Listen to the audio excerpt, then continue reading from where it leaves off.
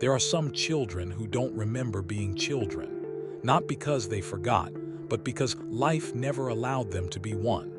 This is the story of a child who grew up too fast. When Arav was 7 years old, he learned something most adults take years to understand. Silence could protect him. In his home, emotions were risky. Crying invited anger. Questions invited blame. Mistakes invited punishment. So Arav learned to stay quiet. He learned to observe before he spoke. He learned to disappear without leaving the room. At school, adults called him mature. They praised his discipline, his calm behavior, his responsibility. No one stopped to ask why a child needed to be so careful. What they saw as maturity was actually survival. Arav wasn't wise beyond his years. He was alert, always reading faces, always sensing moods, always preparing for what might go wrong. His brain was constantly scanning for danger. Not monsters or shadows, but raised voices, sudden silence, disappointment in someone's eyes. This constant state of awareness taught him one rule: stay perfect, stay useful, stay invisible. As he grew older, Arav stopped expressing emotions altogether. Anger felt unsafe. Sadness felt inconvenient. Fear felt embarrassing, so he buried them deep.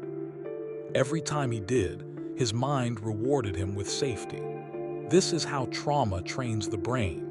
It teaches habits that help you survive in the moment but slowly damage you over time. By the age of 15, people depended on him.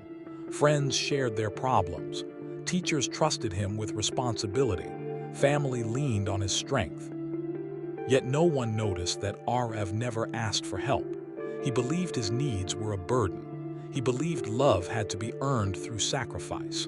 Carrying everyone else's pain felt normal to him. He mistook exhaustion for purpose.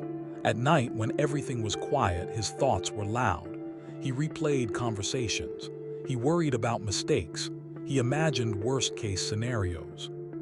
His body never truly rested, even when he slept.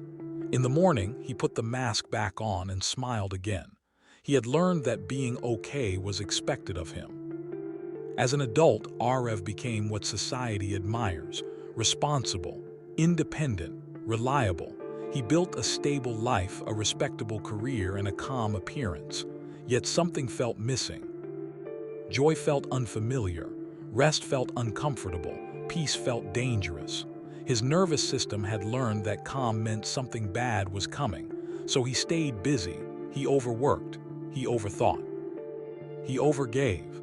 When relationships failed, he blamed himself. When he felt empty, he told himself to be grateful. He didn't realize that his childhood had taught him to measure his worth by how much he could endure. One day, in a quiet therapy session, someone finally said the words he had never heard before.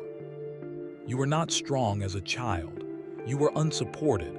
That sentence cracked something inside him. For the first time, he understood that his strength was never a choice. It was a response. Slowly, he began to do things that once felt wrong. He rested without explaining. He said no without guilt.